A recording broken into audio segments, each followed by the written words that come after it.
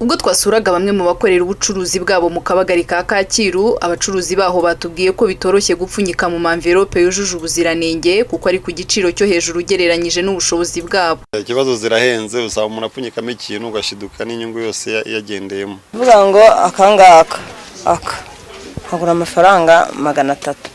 Umva mba mpomba.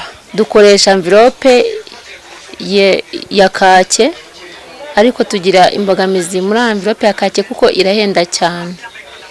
Envelope ya kake icyo kigura 1600, zaba nini zaba ntoya. Bivuze ngo iyi nini umuntu apfunyikamo, umuntu wese uje kugura bayumva kuko yagura ukanamupfunyikira. Bitewe n'igiciro uko kiba kiri hejuru, natwe bikadusaba kuko turi buhombi. Aba bacuruzi bemera ko nabo bazi neza ingaruka zituruka mu gupfunyikira abakiriya ibicuruzwa mu bipapuro bitujuje ubuziranenge, gusa bakaboneraho gusaba ko bakoroherezwa izo envelope zigashyirwa ku giciro gito, nabo bagakora badahomba ndetse bakanubahiriza ibyujuje ubuziranenge. Turiya tw'umweru rero tudukoresha rwose tubizi ko atari twiza kuko hari igihe ubona twanditseho. Ubwo rero byashobora kuba byiza habonetse isoko riciriritse y'ibyo gupfunyikamo bitari amashashi bitari na turiya tumvirope. Igiciro cyazo gisanga kiri hejuru. Kiro kigura 600 kandi mbere zaraguraga ibyo byose make byagiye bizamuka. Turasaba kuko bakatura zina envelope za kake nimba arizo zifite ubuziranenge zikajya ku isoko ziri ku giciro gikeya. Ikigo cy'igihugu cy'ubuziranenge RSB kivuga ko kubiza envelope ziri ku giciro cyo hejuru abacuruza ari bo bifitemo igisubizo kuko bitareba leta kurusha uko bibareba. Gusa iki kigo ngo gifite ingamba zo gukomeza kwigisha abaturage ko batagomba kureba ku mafaranga kurusha uko bita ku buzima. Uyu ni Philippe Nzayire, umuyobozi w'ishami rigenzura iyubahiriza ry'ubuziranenge. Icyo navuga no korega ibi ni ubucuruzi burimo umudendezo.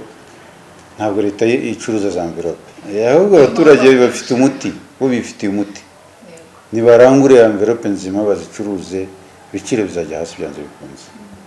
Ingamba twe tujya dufata ubundi no kwigisha cyane. Tukabwira abantu tugije no muri aya makuru n'ahandi hashoboka ko ibicuruzwa nk'ibyo ngibyo by'ibiribwa bitagomba gupfunyikwa muri ziriya mpapuro bakazirinda kuko ziranduye n'indi cyane. Ikibazo cy'ibintu bitujuje ubuziranenge usanga bikunda kuba urujijo ku baturage kuko usanga hari n'ababikora batazi neza ko bitujuje ubuziranenge, gusa hakabaho n'ababikora nk'anababizi kuko akenshi babikora mu ibanga rikomeye.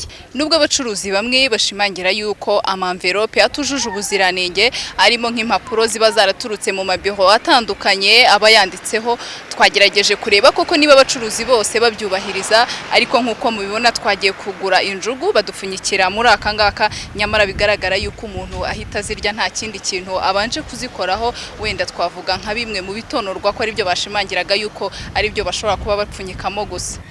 Olivier Agena, Royal TV.